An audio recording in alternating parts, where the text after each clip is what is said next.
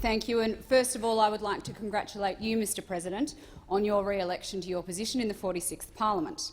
The chair in which you now sit is one that has a proud history, and particularly a recent history, of being occupied by fellow Tasmanians.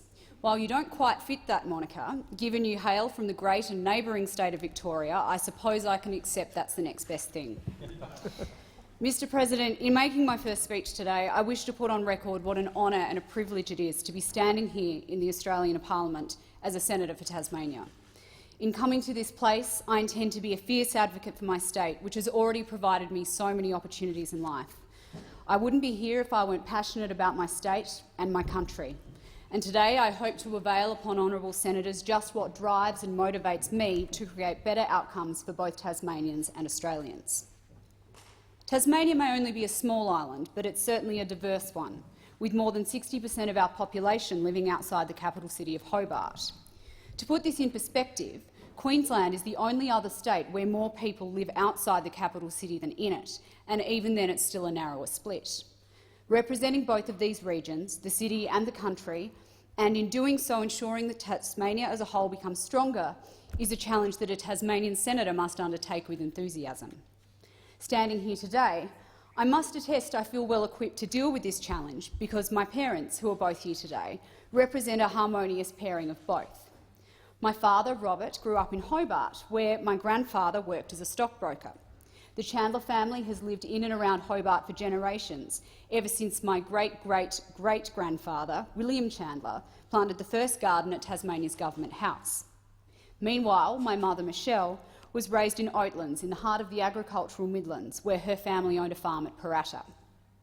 When it came time to start their own family, my parents chose to give my sister Sophie and me the best of the two worlds that they'd both experienced, settling at a hobby farm in the Huon Valley, a rural area only half an hour south of Hobart.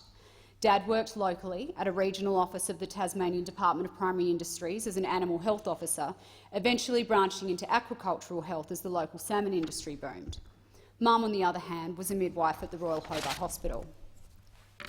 Growing up in the Huon, I learned what it was like to live in a small but resilient community. That resilience was put to the test only a few months ago, when the hills around the valley were alight with bushfire.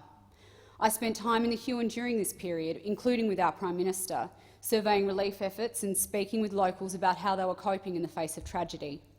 It was inspiring, although not surprising to me as a Huon girl, to see this community come together so positively at a time of adversity.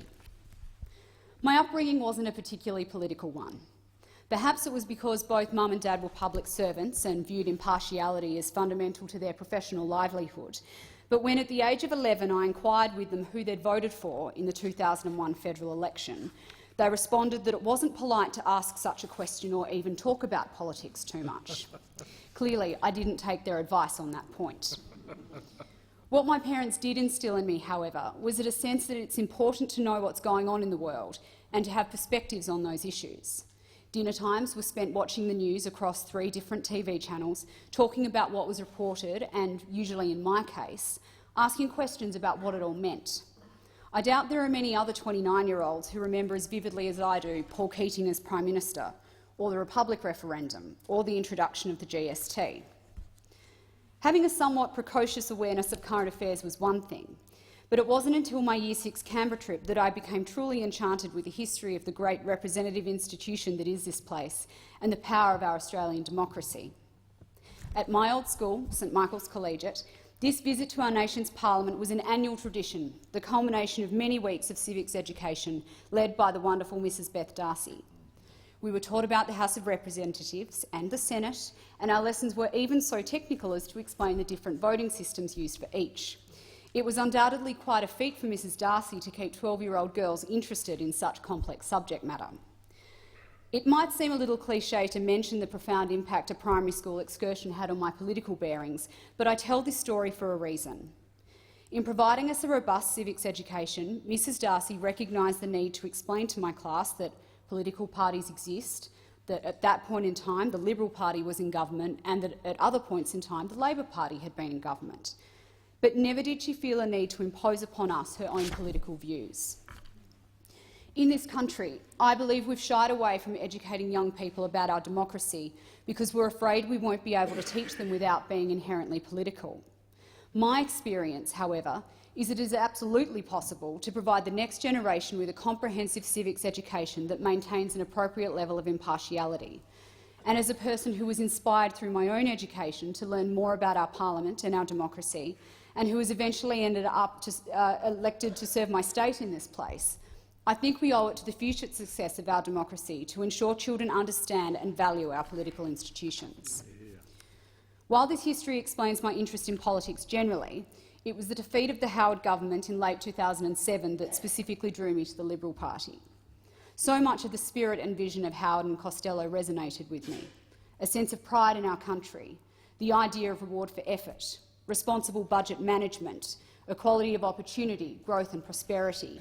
And I remember feeling so disappointed to see that spirit and vision relegated to the history books, I thought at least, before its time. It wasn't long after this, while studying law and political science at the University of Tasmania, that I first became involved in Liberal politics. I joined the local Liberal Students' Club in my very first week of university and the Young Liberals not long thereafter. I'm proud to stand here in this chamber today still just young enough to qualify as a member of my local Young Liberal branch. Through the Young Liberals, I was afforded countless opportunities to meet other like-minded people across the country, a number of whom are here observing this speech today, a couple of whom I now have the privilege of serving with in this chamber, and many of whom I hope will one day join me as colleagues here or in another parliament. It was in the Young Liberals that I made the political friendships that I know will last a lifetime. Through these friendships, I was eventually elected President of the Tasmanian Young Liberals at the age of 24 and President of the Federal Young Liberals at the age of 25. I cannot understate the profound impact the Young Liberals had on my political development, both in terms of exposing me to different ideas and perspectives grounded in our liberal and conservative philosophies, and also in terms of the support I was given and the confidence I found as I took on more senior roles within the party. The Young Liberal movement has an integral role to play as the philosophical conscience of our party, both supporting elected members but also keeping us true to our values. Having made the evolution from Young Liberal to Senator, I look forward to those tables now being turned. Given my involvement in youth politics, it is perhaps not surprising to anyone in this chamber that my overwhelming motivation in running for the Senate was to fight for the best opportunities for future generations, for all Australians, but particularly for young Tasmanians. On almost every key indicator, Tasmania is a stronger, more prosperous and confident state since the election of federal Liberal governments in 2013, 2016 and now in 2019. These results were complemented and outcomes for our state greatly enhanced by the election of state Liberal governments led by Will Hodgman in 2014 and 2018. Despite these improvements, the unfortunate reality is each year we see too many young Tasmanians leaving our state to study or in the early stages of their career. Sometimes they do so in order to broaden their horizons, and that's certainly not something I think should be discouraged. But more often than not, they leave to pursue opportunities interstate which they can't enjoy at home, and many who would have had so much to offer Tasmania don't return. I consider myself so fortunate to have lived in Tasmania all my life. After university, I commenced my career in the private sector at Deloitte in Hobart, where I was still working until my election to this place. I want all young Tasmanians to have the same chance I had to remain on our island, build a career and stay close to those all-important familial and social connections. To do this, we need to embrace the industries in which we have a competitive advantage and grow these industries to provide more localised employment opportunities. I'm confident that our government has a strong plan to achieve this. For example, there is still significant room for growth in the Tasmanian agricultural sector, and I'm thrilled that our government has committed $100 million to invest in new irrigation schemes across the state. It's often not appreciated by non-Tasmanians that many parts of our state often do and currently are experiencing drought-like conditions. Just like everywhere else in the country, new irrigation schemes offer greater security for farmers and will support many to increase production or branch out into new crops. With Tasmanian produce highly regarded both nationally and internationally, this is a sensible, job-creating investment for our government to be making. I'm also a strong supporter of our tourism industry, and particularly the opportunities it provides to regional parts of Tasmania. Even more exciting is seeing the significant number of young people setting up tourism ventures in our state. Again, our government is supporting tourism in regional Tasmania with significant investments in visitor infrastructure at Cradle Mountain and Freycinet Peninsula, both critical assets for key tourism destinations on the northwest and east coast respectively.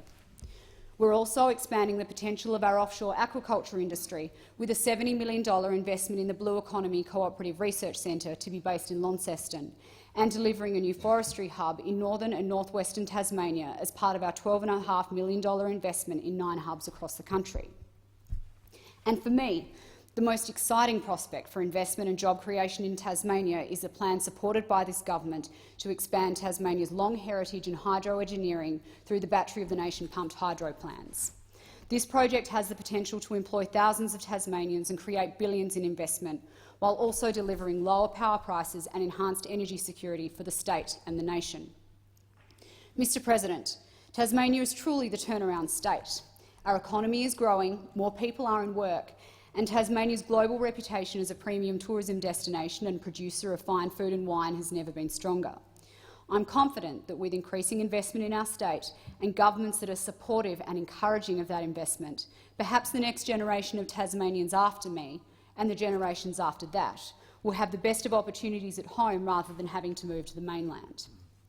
However, it is of great concern to me that as soon as Tasmania begins to do well in any industry, there are forces from vocal minorities, usually the Green left of politics, that move in to shut down progress and chase away investment.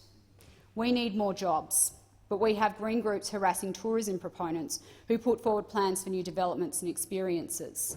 We need more housing, but the local council in our capital city consistently refuses to approve new housing and accommodation projects on the basis of aesthetics. Even our traditional industries, the industries for which Tasmania has an internationally renowned reputation, which have supported hard-working families for decades, are not immune from this hyper-vigilantism. Our aquaculture industry, which has contributed significant jobs and investment in the Huon Valley where I grew up, is constantly under attack by the Green movement. Our forestry industry is still attempting to rebuild after being deliberately decimated by the former state and federal Labor Green governments. To top it off, earlier this month I picked up the Mercury newspaper to see an opinion piece by Bob Brown opposing a wind farm planned for Robbins Island in northwest Tasmania.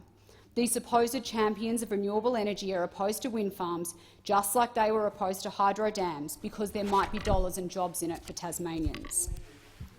Order. It seems that wherever there is opportunity and success in Tasmania, the Anti-Everything Brigade are quickly on the scene, determined to stop progress at all costs. Ironically, it's those that like to call themselves progressive who are always at the forefront of these efforts to prevent progress, and their weapon of choice is always misinformation and hyperbole.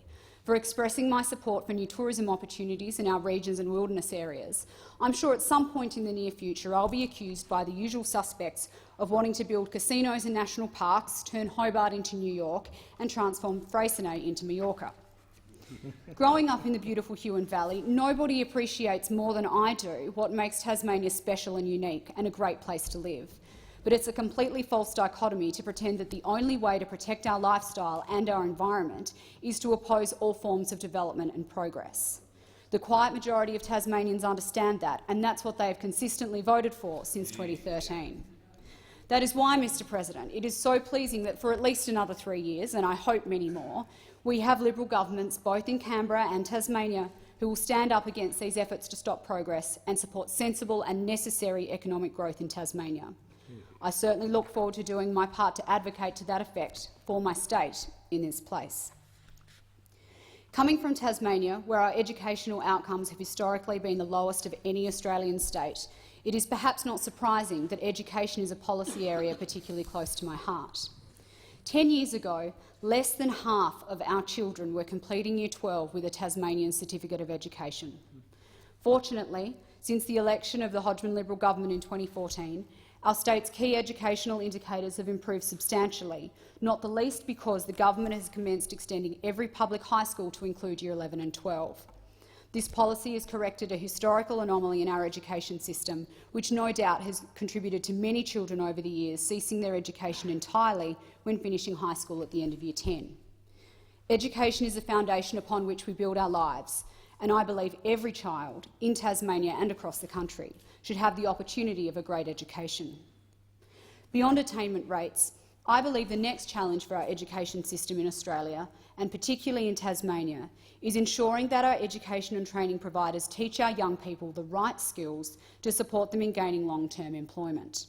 Education should be holistic and not solely focused on the theoretical, but also the more practical skills that equip students for the workplace.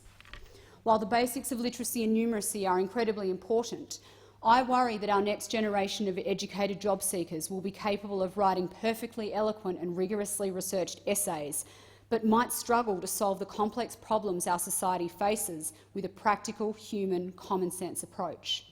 I'm not saying a tertiary qualification is pointless, but I do believe government has a key role to play in ensuring our universities are providing a quality, practical education to our young people. Another challenge that faces our educational sector, and particularly our universities, is the steady decline of academic freedom and diversity of thought on campus. When I was involved in campus politics while at university, I was acutely aware of the contrast my views presented to the majority of students and indeed lecturers around me. I recall in one political science tutorial, my lecturer expressed disbelief when I pointed out what I thought were the drawbacks to union power and collective workplace bargaining. Worse, perhaps, was the dismissive response I received from a fellow student who rejected my perspective on the basis that I was just a young Liberal. Surely, universities should encourage the consideration and debate of a range of views, not dismiss certain perspectives out of hand while endorsing other views without scrutiny. I consider my experience as a Conservative on campus was an intellectual challenge that only strengthened my beliefs in the Liberal cause. Since my time at university, however, it appears that left-wing activism and groupthink has only increased at the expense of genuine and free academic inquiry. We are living in a country where universities are shutting down debate, for example by charging exorbitant security fees when certain speakers, generally with viewpoints that differ from predominantly left-wing academics, wish to share their perspectives on campus. This progressive shutdown of academic freedom, at least to my mind, is at best not in the spirit and at worst in complete contravention of the Higher Education Support Act, which seeks to support a higher education system that promotes and protects free intellectual inquiry. Indeed, the Act dictates that universities should implement policies to uphold such inquiry. More must be done to ensure that our higher education institutions are complying with these basic requirements, if only because no student's views should ever be dismissed in class purely on the basis of their political affiliation. It should be no surprise to honourable senators that I come to this place feeling so strongly about personal freedoms, because as a Liberal, they form the fundamental tenets of our ideology. As a Liberal, I believe in the innate worth of the individual, reward based on merit, and the encouragement of personal responsibility for one's actions. I believe in small and responsible government that doesn't overreach its influence in our everyday lives and that clearly defines its limits where it might infringe on the rights of its citizens, keeping in mind that such infringements should be few and far between. I believe in a federal system of government that decentralises its decisions to the local level wherever possible and that distributes the economic benefits of government spending and employment throughout regional areas, something I would like to see more of in Tasmania. I strongly believe that every Australian should be free to voice their opinions and engage in the marketplace of ideas in a respectful manner, free from government interference. I outline these beliefs here today, Mr President, not only because they are beliefs which will guide my decision-making in this place, but also because they are beliefs worth fighting for, right now more than ever. In the last decade, we have seen example upon example of personal freedoms and particularly free speech being stifled in this country.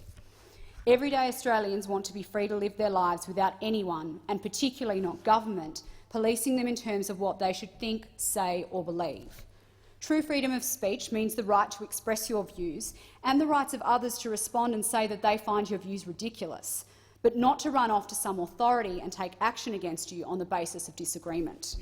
The vitality of our democracy and our success as a nation is contingent on maintaining a population that is free to express, to work and to achieve. If we as a government impede on those freedoms, we do so based on a false premise that we know better, or worse, that we distrust the very electors who put us here. As elected representatives, we should never be so arrogant as to assume we are best placed to determine the direction of people's lives. Our role, I believe, is to work wherever possible only to create the conditions where individuals can flourish for the betterment of our nation. Mr President, as I'm sure my colleague senators would appreciate, the journey to this place is neither easy nor straightforward, and never possible without the support, friendship and encouragement of others. There are a number of people here today and back home who have all helped in some way towards my own personal journey here, and while I cannot possibly list them all, there are some I would like to mention. I wouldn't be in this place if it weren't for the endorsement and encouragement I've received from the Tasmanian division of the Liberal Party, and for that I am continually grateful. Thank you particularly to our party's President Jeff Page, Treasurer Rod Scurra and State Director Sam McQuestion. Our organisation is stronger for your leadership. To the rest of the Tasmanian Federal Liberal members and senators, our staff and particularly my newly formed team, I look forward to working alongside you to achieve great things for our state. To all those I've worked with at Deloitte in Hobart, and in particular to my amazing former boss, Elizabeth Lovett, thank you for the professional challenges and encouragement you've provided to me over the last 5 years. I've been so fortunate to have a number of mentors who have all helped and encouraged me in my political endeavours, and I would like to thank Premier Will Hodgman, Member for Boothby Nicole Flint, Senator John O'Donoghue and Senator James Paterson for their invaluable advice and guidance. I must also thank the many current and former young Liberals who have been so integral in supporting me on my journey to this place. Simon Breeny, Mark Bryers, Candice Birch, MLA, Lauren Callaghan, Josh Manuatu, Adam McKee, Evan Mulholland, Raylene Pearce, Alyssa Reuters, Liam Stoltari and Jocelyn Sutcliffe. I would also like to make special mention of my two longest and greatest friends in the Liberal Party, Kristen Street and Beck Dunham. I wouldn't be standing here today if it weren't for you. To Catherine, Rhiannon, Victoria and Alex, thank you for keeping me grounded and giving me a taste of normality. I suspect I'll be needing that in even stronger doses now. To my family, my parents Robert and Michelle, my sister Sophie and her husband Keaton, my grandmother Jan and my extended family, the Chandlers, the Bakers and the Edwardses. Thank you for listening. I was not going to do this. Thank you for listening to my political monologues at the dinner table, and more importantly, for challenging those monologues at the opportune time. To my husband, Chris Edwards, there aren't many couples who spend their first 6 months of marriage on the campaign trail, and I'm so appreciative for your love and support. And to the people of Tasmania who have elected me as their senator, I save the greatest gratitude for last. You have bestowed upon me an immense honour, one that I promise today I will never take for granted.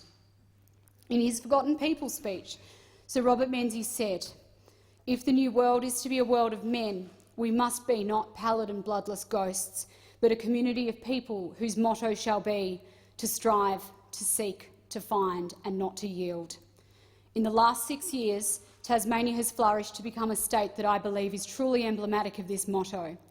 I look forward to promoting that sense of achievement and endeavour and proudly seeing Tasmania progress from strength to strength in this place. I thank the Senate. Good.